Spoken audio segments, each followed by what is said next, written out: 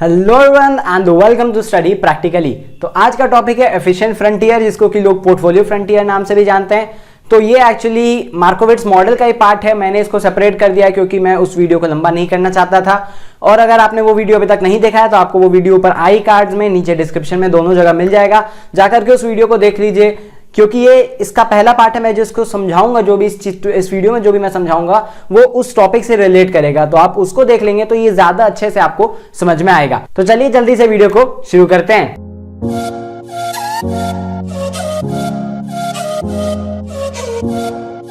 Video शुरू करने से पहले मैं आपको बता दूं कि अगर आप कोई फ्री में वीपीएन ऐप यूज करना चाह रहे हैं तो आप कीवीपीएन ऐप को यूज कर सकते हैं। इसका भी लिंक डिस्क्रिप्शन में दिया गया है। इससे आप चाहें तो कोई ब्लॉग साइट्स एक्सेस कर सकते हैं अपना आईपी एड्रेस बदल के, और इंटरनेट की दुनिया में हैकिंग फ्री और स्कैम फ्री भी हो सकते हैं। साथ में अगर आप पबजी खेलते हैं तो भी आप कीवीपीएन ऐप को यूज कर सकते हैं, आपको बहुत मदद मिलेगी। तो चलिए वापस से जल्दी से टॉपिक पे आते हैं। तो एफिशिएंट फ्रंटियर सबसे पहले समझते हैं क्या। मैं तो ग्राफ बना के दिखाऊंगा ये आपको इस पे और समझाऊंगा आसानी से, ताकि आपको पूरा क्लियर कॉन्सेप्ट समझ में आ जाए। लेकिन पहले थ्योरेटिकली जानते हैं कि किसको कहते हैं एफिशिएंट फ्रंटियर। तो एफिशिएंट फ्रंटियर एक्चुअली मैंने कैपिटल मार्केट लाइन के भी वीडियो में बताया था, एक्सप्लेन किया था, लेकिन वो भी डिटेल नहीं था। ये वीडियो एक्चुअली पूरा डिटेल है एफिशिएंट फ्रंटियर के बारे में। तो चलिए जानते हैं। तो एफिशिएंट फ्रंटियर एक ऐसा लाइन हो गया, एक्चुअली एक कर्व लाइन होता है एक ग्राफ पे, जिसमें कि वाई एक्सिस पे आपको एक्सपेक्टेड रिटर्न रहता है, एक्स एक्सिस पे आपको रिस्क रहता है। रिस्क आपको एक्चुअली स्टैंडर्ड डेविएशन, बीटा, बहुत सारे फॉर्म में रह सकता है, लेकिन इस टॉपिक में, इस कॉन्सेप्ट के लिए मार्कोविट्स ने स्टैंडर्ड डेविएशन को यूज किया है as a risk mediation tool, यानी कि रिस्क हम लोग स्टैंडर्ड डेविएशन के थ्रू नापते हैं। अब उस लाइन के थ्रू आपको एफिशिएंट फ्रंटियर में यह पता चलता है कि कौन से पोर्टफोलियोज आपके लिए बेस्ट हैं। और जैसा मैंने आपको मार्कोविट्स मॉडल में बताया था कि मार्कोविट्स कहते हैं, हैरी एम मार्कोविट्स, वो यही कहना चाहते हैं कि कैसे आपको ज्यादा से ज्यादा आपको रिटर्न मिल सकेगा विथ ऑप्टिमम रिस्क, यानी कि लीस्ट रिस्क।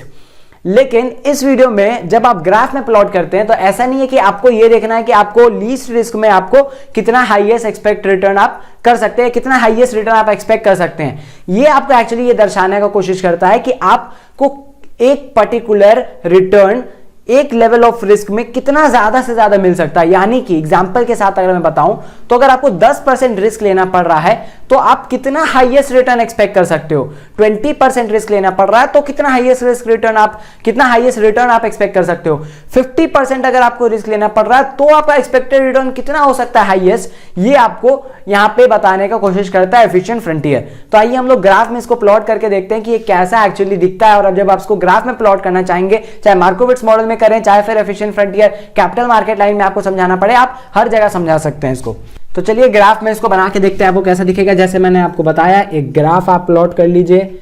ये एक्स एक्सिस 0, वाई एक्सिस, थोड़ा सा आप जानते हैं मेरा हैंड राइटिंग, मैंने आपको बताया हुआ है, थोड़ा सा गंदा है। ये आपका एक्सपेक्टेड रिटर्न है। यहाँ पे आपको रिस्क दिखाया जा रहा है, बीटा नहीं, स्टैंडर्ड डेविएशन के फॉर्म में, मैं भी क्या बोल रहा हूँ, स्टैंडर्ड डेविएशन के फॉर्म में आपको रिस्क दिखाया जा रहा है, और यहाँ पे आपका एक्सपेक्टेड रिटर्न है। कैपिटल मार्केट लाइन में आप जानते थे, मैंने आपको दिखाया था कि यहाँ से रिस्क फ्री रिटर्न से आपको एक लाइन शुरू होता है और वो आपको रिटर्न्स दिखाता है कि कितने रिस्क में आप कितना रिटर्न्स ले सकते हैं। वहीं से आपको एफिशिएंट फ्रंटियर लाइन भी बनती है, वही मैं अभी आपको दोबारा से समझाने जा रहा हूँ। तो यहाँ पे जैसा मैंने आपको बताया था कि आप एक पर्टिकुलर एक्सपेक्टेड, मतलब पर्टिकुलर रिस्क पे आप एक रिटर्न एक्सपेक्ट कर सकते हैं, जैसे कि मैं भी आपको दिखा दे रहा हूं। तो ये जैसे मैंने कुछ पॉइंट्स बनाए हैं बेसिस पे, तो यहाँ पे जो लाइन आपको दिख रहा है, यहाँ पे मान के चलिए कि कुछ भी हो सकता है वैल्यू, और जैसे कि कनेक्टिंग अगर आप करेंगे तो कोई भी वैल्यू में आपको हो सके कुछ रिस्क लेना पड़ रहा हो।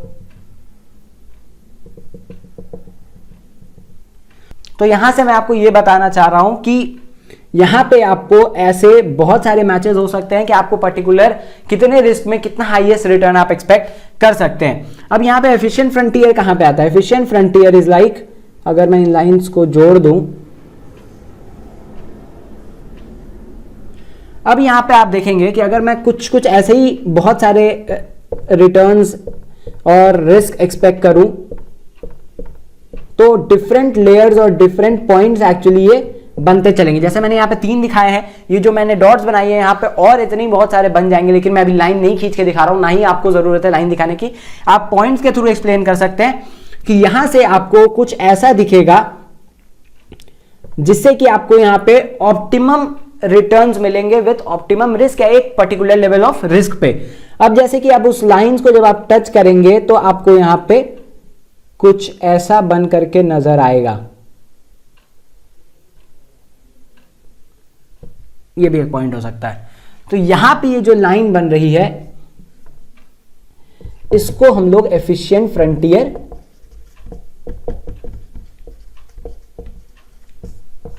कहते हैं। अब यहां पे आप बोलेंगे कि यहां पे यार सर ये कर्व क्यों कर रहा है, वापस से नीचे क्यों जा रहा है? ये इसलिए क्योंकि जरूरी नहीं है कि अगर आपका रिटर्न कम हो रहा हो तो रिस्क भी कम हो जाएगा।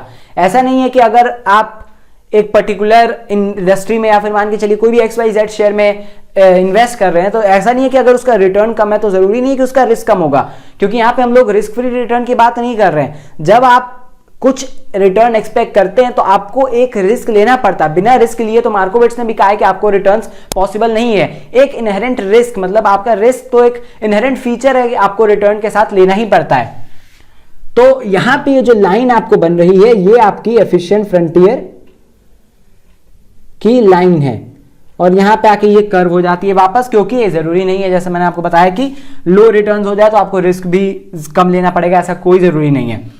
अब यहां पे आपको ये देखना है कि इस एफिशिएंट फ्रंटियर के जितने भी पॉइंट्स यहां पे जो आपको दिख रहे हैं ये नीचे या राइट साइड में, इसके इस साइड में, चाहे वो ऊपर में भी यहां पे बन जाए, ये सारे राइट में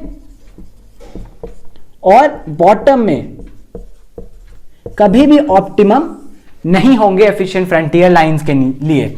यानी कि आप उसमें हाईएस्ट रिटर्न्स कभी भी एक्सपेक्ट नहीं कर सकते हैं कोई पर्टिकुलर लेवल ऑफ रिस्क लेकर के। यानी कि भले ही आपको रिस्क कभी कभार ज्यादा लेना पड़ जाएगा लेकिन आपको रिटर्न्स उतना नहीं मिलेगा। अब ये मैं क्यों कह रहा हूं, जैसे कि मान के चलिए आप इस पॉइंट को लेके चलिए, आप यहां पे क्रिएट करेंगे तो आपको कम रिस्क के लिए ज्यादा कम रिटर्न के लिए ज्यादा रिस्क लेना पड़ रहा है। यही अगर मैं इस पॉइंट की बात करूंगा तो आपको यहां पे ज्यादा रिटर्न मिल रहा है कंपैरेटिवली कम रिस्क लेकर के।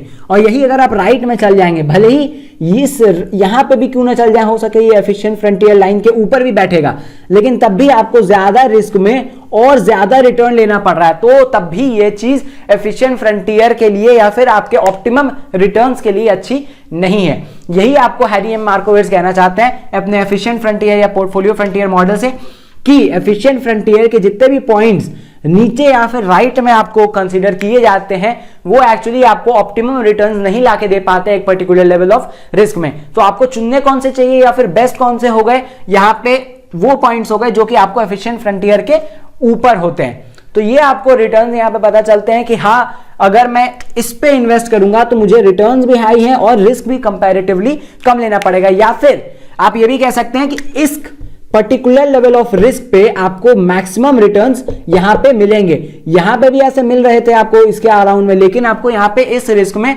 कम रिटर्न मिल रहा था कंपैरेटिवली, यहां पे आपको ज्यादा रिटर्न मिलेगा। तो यही आपको एफिशिएंट फ्रंटियर से कहने का मेन मकसद है कि आपको ज्यादा से ज्यादा रिटर्न मिल पाए एक पर्टिकुलर लेवल ऑफ रिस्क पे। अब लास्ट टॉपिक जो कि इस वीडियो में आपको बताने के लिए रह गया, मैं खाली बता दूं कि वो कौन से 3 ऐसे फैक्टर्स है जो कि ये टॉपिक एफिशिएंट फ्रंटियर कंसीडर करता है अपने बेस्ट रिटर्न्स के लिए। तो आपको सबसे पहले आपको 3 चीज जो कंसीडर होते हैं, सबसे पहला है आपका एक्सपेक्टेड रिटर्न्स, जो कि आप यहां पे देख रहे हैं ग्राफ में आपको दिखता है।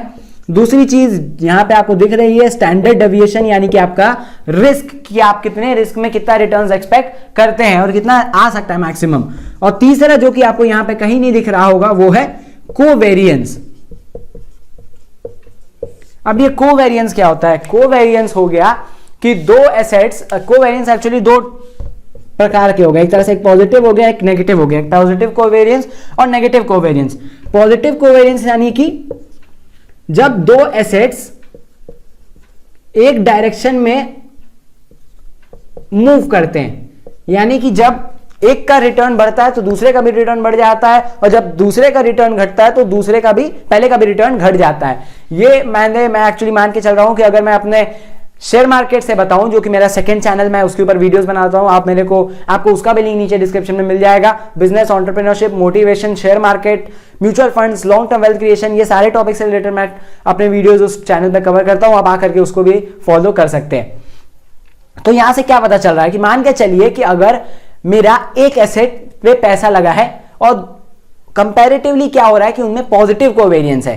पॉजिटिव कोवेरियंस है यानी कि एक एसेट नीचे गिरता है, दूसरा भी नीचे गिर जाता है, एक का रिटर्न ऊपर जाता है, दूसरे का भी ऊपर चल जाता है। अब इस केस में क्या होगा, अगर मैंने कोई एक जगह पैसे लगा दिए, जैसा मार्कोविट्स कहते हैं कि एक इंडस्ट्री में पैसे नहीं लगाने चाहिए, लेकिन अगर मैंने लगा दिए तो क्या होगा, एक का रिटर्न अगर नीचे आया, अल्टीमेटली दूसरे का भी रिटर्न नीचे आ जाएगा, और अगर एक का जाता है ऊपर तो दूसरे का भी ऊपर चल जाएगा। ऐसे केस में बुराई कोई नहीं है, क्योंकि आप कहेंगे कि सर पहले वाले केस में, मतलब कि दूसरे वाले केस में जब ऊपर जाता है तो दोनों ऊपर जा रहे हैं, तो मेरे को डबल प्रॉफिट है। लेकिन आप ये भी नहीं देख रहे हो यार कि अगर एक नीचे आता है तो दूसरा भी नीचे आता है। अगर मान के चलो कि आपका कोई ऐसे इंडस्ट्रीज हैं, आपने फार्मास्यूटिकल में लगाया या आईटी इंडस्ट्रीज में लगाया, बैंकिंग सेक्टर्स में लगाया, और एक सेक्टर नीचे उतरा, दूसरा भी नीचे उतर आया, तो फिर यहां पे पॉजिटिव कोवेरियंस के चक्कर में आपके पैसे पूरे जाएंगे।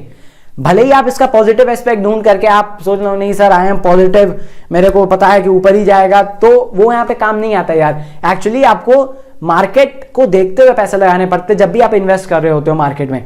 तो नेगेटिव कोवेरियंस आपको ठीक माना जाता है इसलिए क्योंकि यहां पे क्या होता है कि एक्चुअली एक एसेट अगर ऊपर जाता है, दूसरा नीचे जाता है, और पहला नीचे जाता है तो दूसरा ऊपर जाता है। अब इस केस में बोलोगे सर ये तो घाटा का सौदा है, लेकिन नहीं, अगर आप मार्कोविट्स जी के हिसाब से सोचो तो आपको कम से कम एक जगह तो प्रॉफिट दिख रहा है। अगर एक ऊपर जा रहा है तो दूसरा नीचे जा रहा है, पहला वाला नीचे जा रहा है तो दूसरे वाला ऊपर जा रहा है। नेगेटिव कोवेरियंस का क्या फायदा है कि आपको हर समय कोई ना कोई एक एसेट पे आपको पॉजिटिव रिटर्न्स दिख रहे होंगे दोनों। अब आपको पॉजिटिव कोवेरियंस का क्या था कि एक्चुअली दोनों जगह नेगेटिव दिख रहा था अगर नेगेटिव हो जाता तो, लेकिन यहाँ पे हर केस में जब भी कोई एक नेगेटिव होगा दूसरा हमेशा पॉजिटिव होगा। तो ये तीन चीज एक्चुअली आपको एफिशिएंट फ्रंटियर कंसीडर करने को बोलता है। तो बस यही था आज के टॉपिक में, आपको हो सके कि समझ में आया होगा। अगर कुछ दिक्कत लग रहा हो, नहीं समझ में आया हो, तो आप नीचे कमेंट करके मुझसे पूछ सकते हैं। मैं पूरी कोशिश करूंगा कि आपका वो कंफ्यूजन जो है वो दूर कर सकूं। वीडियो अच्छी लगी तो लाइक करने से पहले अपने दोस्तों में इसको जरूर शेयर करना, और उसके बाद लाइक भी करते जाना। तो मिलते हैं और कोई ऐसी इंटरेस्टिंग सी वीडियो में, तब तक के लिए सीखते रहिए, सिखाते रहिए और मेरे साथ बोलते रहिए। जय हिंद, वंदे मातरम।